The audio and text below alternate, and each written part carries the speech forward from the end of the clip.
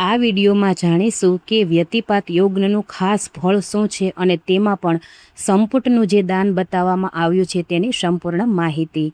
શાસ્ત્ર મુજબ વ્યતિપાત યોગનું ફળ જોઈએ તો આ યોગમાં કરેલું પુણ્ય અક્ષય પુણ્ય બળે છે, પિતૃની શાંતિ થાય, ધન લાભ થાય, સુખ શાંતિ, સંતાન સુખ, રોગોમાં રાહત અને અંતે વૈકુંઠની પ્રાપ્તિ થાય છે।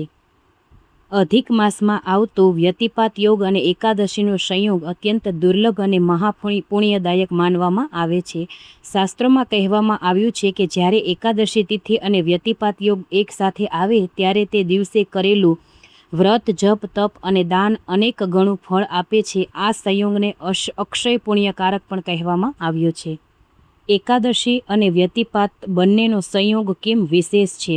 તો એકાદશી ભક્તિ અને કૃષ્ણ ભગવાનની સમર્પિત તિથિ છે, ત્યારે વ્યતિપાત છે તે દાન અને પુણ્યનો મહિમા દર્શાવે છે।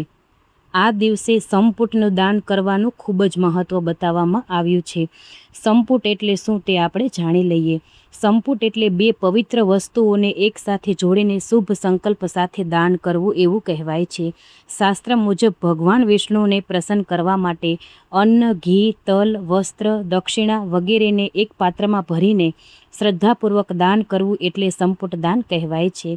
અધિક માસ, એકાદશી, વ્યતિપાત યોગ, સંક્રાંતિ કે અમાસના દિવસે આ સંપુટનું દાન કરવાથી અનેક ગણું ફળ મળે છે, પણ પુરુષોત્તમ માસમાં આ યોગ અને આ સંપુટ દાન કરોડો ગણું અને 7 જન્મ સુધી ફળ આપનારું ગણાયું છે।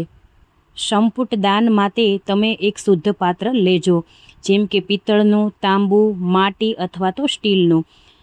આ પાત્ર લઈ અને શક્તિ મુજબ તેમાં તમે ઘઉં, ચોખા, તલ, મગ, ગોળ, ઘી, સૂકો મેવો, તુલસી અને દક્ષિણા આ બધું પધરાવી અને તેનું ઉપરથી મોઢું એટલે કે તેનો જે કાંઠાનો ભાગ છે તેને સ્વચ્છ અથવા નવા કપડાથી બાંધવામાં આવે છે। પીળું કપડું અથવા લાલ કપડું હોય તો વધારે સારું છે। આ બાંધીને સંપુટ બનાવી આ સંપુટનું દાન કરવામાં આવે તો અનેક જન્મના પાપ નાશ થઈ અને 7 જન્મો સુધી આનું ફળ આપને મળતું રહે છે।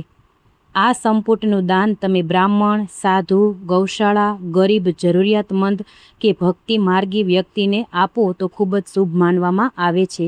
ત્યારબાદ લક્ષ્મીનારાયણ, ભગવાન શિવ અથવા સૂર્યનારાયણને તમે પ્રાર્થના કરી શકો છો કે મેં આ દાન કર્યું છે તો મારી ભૂલચૂક થઈ હોય તો મને માફ કરી અને મારા આ દાનનો સ્વીકાર કરજો।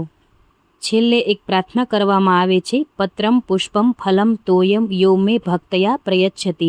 ભગવાન ભક્તિથી અર્પિત નાની વસ્તુ પણ સ્વીકારી લે છે, આવો ભાવ દર્શાવવામાં આવે છે। વિડીયો ગમ્યો હોય તો લાઇક, શેર ને સબસ્ક્રાઈબ કરી કોમેન્ટમાં જય વિષ્ણુ ભગવાન જરૂરથી લખજો। જય માતાજી।